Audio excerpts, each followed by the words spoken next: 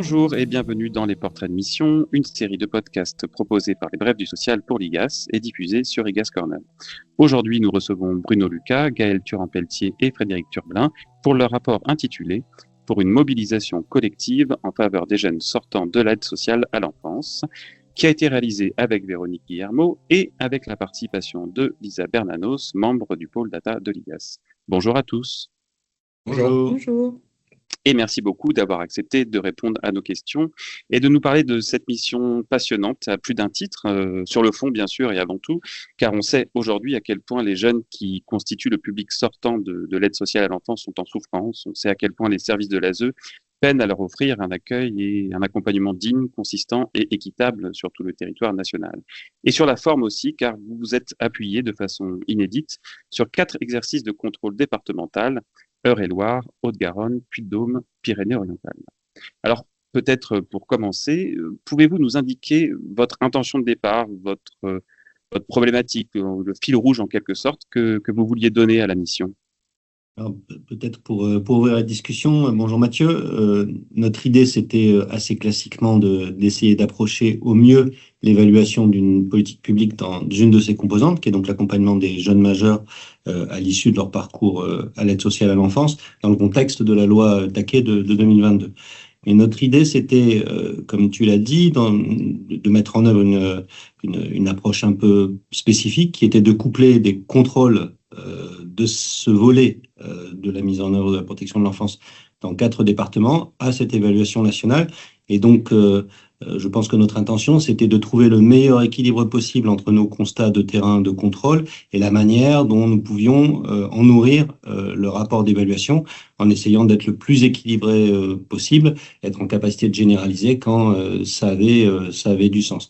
Et le deuxième aspect qui nous préoccupait, c'est d'avoir une approche la plus large possible aussi de l'ensemble des acteurs concernés, puisque cette question, évidemment, suppose de s'intéresser à tous les partenaires, à toutes les politiques publiques qui peuvent contribuer au parcours de ces jeunes sortants. Et c'était donc dès le départ d'essayer de rencontrer sur le terrain et d'apprécier le mieux possible la manière dont ces partenariats avec ces acteurs, qui ne sont pas les acteurs de la protection de l'enfance, se mettent en œuvre avec les conseils départementaux. Alors du coup, cette approche transversale sur plusieurs départements, c'est un peu une innovation à l'IGAS. Est-ce que vous pourriez nous dire un peu plus sur la méthode que vous avez retenue ? Tout à fait. Effectivement, notre rapport il s'appuie sur 4 rapports de contrôle de département, donc ce qu'on appelle maintenant un contrôle thématique, et qui nous a permis de répliquer la même méthodologie sur chacun des 4 territoires où nous nous sommes rendus. Donc ensuite, c'est une méthodologie de contrôle, je pense, assez classique dans chacun des 4 départements, avec un certain nombre d'entretiens. Ce qui était peut-être moins classique s'agissant d'un contrôle ASE, c'est le temps qu'on a accordé aux partenaires, puisque effectivement, comme Bruno le mentionnait, c'était quand même quasiment la moitié, je pense, du temps qu'on utilisait sur place. On a aussi rencontré des établissements et un certain nombre de jeunes qui avaient plus de 16 ans et qui étaient soit accompagnés par l'aide sociale à l'enfance, soit qui venaient d'en sortir. Et ça, c'était effectivement très intéressant dans le cadre de nos travaux. En termes de méthodologie, le plus original, peut-être ce qu'on n'avait pas fait, c'est qu'on a beaucoup travaillé sur les données grâce à Lisa du pôle data, puisqu'on a extrait beaucoup de données des SI des départements sur le parcours individuel de chaque jeune, et ce qui nous a permis d'obtenir des chiffres qui n'existaient pas jusqu'à présent sur les taux d'accompagnement de jeunes une fois qu'ils sont sortis, à 18 ans. Est-ce qu'ils continuent ou pas à être suivis en fonction de leur profil? Est-ce qu'ils sont ils ont été mineurs non accompagnés? Est-ce qu'ils sont en situation de handicap? Est-ce que ce sont des hommes ou des femmes?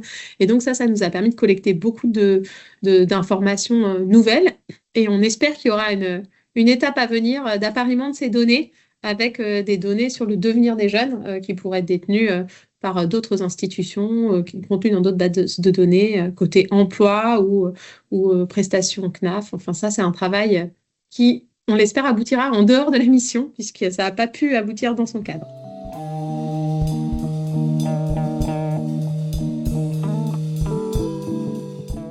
Donc on voit que c'était une mission très riche, tant sur le plan méthodologique avec l'exploitation des données que sur les rencontres avec un certain nombre d'acteurs. Est-ce que vous pourriez nous partager un ou 2 faits marquants, souvenirs, surprises éventuellement, que vous avez pu rencontrer dans votre mission ? C'est toujours le off avec des collègues formidables, ça c'est je découvre l'émission IGAS, donc c'est le premier point. Le bouleversement lié aux questions de l'ASE, là aussi, c'est pour ceux qui ont travaillé sur ces sujets-là, c'est pas un scoop, mais sur des parcours heurtés, des questions liées à la prostitution ou autre. Et puis, pour l'anecdote, c'était un département qui avait une approche très caritative. Alors, ce qui n'est pas mal en soi, hein, l'approche très caritative de l'aide sociale à l'enfant, mais qui parfois dénote pas d'un manque de professionnalisme, mais parfois d'un manque de rigueur ou d'outils, en tout cas, en tout cas sur l'évaluation, c'est ce qu'on a pu constater, que ça pêchait souvent sur cette absence de suivi. Merci beaucoup. Et alors, du coup, en termes de principaux enseignements, de messages à faire passer, qu'est-ce que vous retiendriez de cette belle mission? Je pense que ce qu'on peut retenir avant même de dénoncer les enseignements, c'est que on a rencontré des professionnels très impliqués et on a été particulièrement frappé, c'est presque un fait marquant, par la pression qui pèse sur ces professionnels et notamment sur les managers, enfin sur les directions enfance-famille, à tel point que quasiment dans les 4 départements, nous avons été confrontés à des situations de fragilité, soit des postes vacants, soit des personnes qui partaient, soit des personnes qui n'étaient pas encore arrivées. Voilà, un turnover très important, un poste qui est probablement très important pour garantir justement la consolidation des intentions des conseils départementaux. Alors, les enseignements, c'est des disparités importantes entre les départements à partir des données qui ont été travaillées telles que le disait Gaël tout à l'heure, donc une grande disparité de mise en œuvre de la loi, à la fois en termes de volume de personnes, de jeunes en contrat en jeunes majeurs, mais y compris en termes de contenu des contrats, de durée des contrats, de pratiques de renouvellement.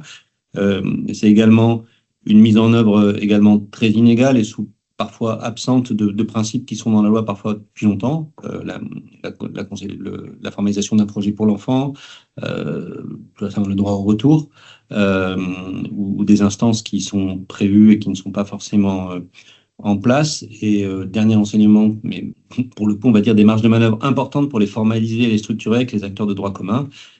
Et la nécessité probablement on est sorti de la mission avec la conviction que les comités départementaux de prévention de l'enfance qui étaient en cours d'expérimentation des 10 départements étaient plutôt une bonne idée parce que ça garantissait une tour de contrôle avec présence du préfet, donc association des principales institutions concernées. Donc un sujet partenarial qui est sur le logement, la santé, l'emploi, sur lequel il y avait des marges de manœuvre importantes si on s'y investissait. Il y a toujours la question des moyens qui peut être posée. Nous, on a essayé d'être réaliste mais ambitieux. On l'a formulé plus ou moins comme ça dans le rapport. Mais peut-être sans déployer des moyens supplémentaires considérables, même s'il en faut. Il y a quelques recommandations en ce sens dans le rapport.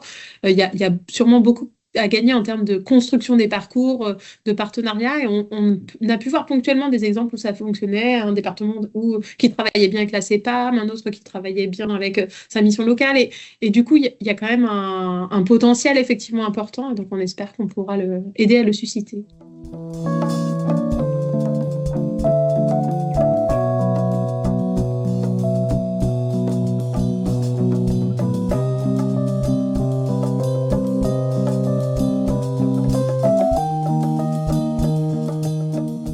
On en vient à la question du rapport en lui-même. Il a été publié avec ses recommandations, ses positions qui étaient les vôtres début septembre. Comment il a été reçu, ce rapport? Comment il vit aujourd'hui? Ce qu'on peut voir à notre niveau, c'est qu'il a été lu manifestement, il a suscité de l'intérêt. Il y a la DGCS a réactivé une feuille de route sur la question.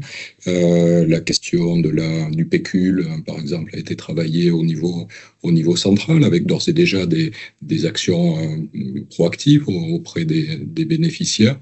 Et puis, je sais pas, on peut peut-être dire que la question de l'autonomie a été reprise. Alors, elle était déjà questionnée par les acteurs, mais on a des témoignages, on a un prisme autour de la question de l'autonomie des jeunes majeurs qui est désormais sans doute bien inscrite dans le paysage. Sans parler après des 4 commissions des suites que nous serons appelés à assurer début 2026.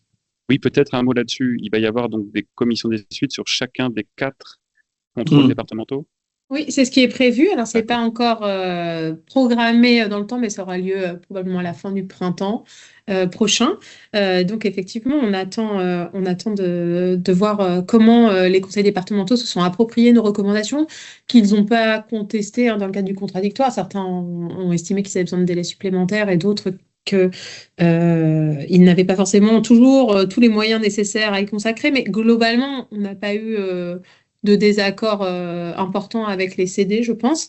Donc, on attend de voir ce qu'ils ont pu faire. Il y a même un d'entre eux voilà, qui a changé de directrice enfance-famille et donc il nous a sollicité pour la rencontrer dans quelques semaines. Donc, on voit quand même que le travail... Enfin, eux, ils sont probablement au travail. On attend de le voir. On peut dire que ce matin, on a rencontré à leur demande une association parisienne qui s'appelle Chapitre 2, qui travaille avec la DGCS et qui porte un service de suite et qui avait lu le rapport et qui avait envie d'échanger avec nous. Donc on les a rencontrés, c'était d'ailleurs assez intéressant. Donc on a l'impression qu'en effet, le rapport a été reçu par une partie des acteurs. Ok, impeccable. Merci beaucoup. Merci Frédéric, merci Gaël, merci Bruno. C'était Les Portraits de Mission, présentés aujourd'hui par Isabelle Banotto et moi, Mathieu. Une série de podcasts proposés pour l'IGAS par les Brefs du Social et que vous pouvez retrouver sur IGAS Corner. À bientôt pour un nouvel épisode.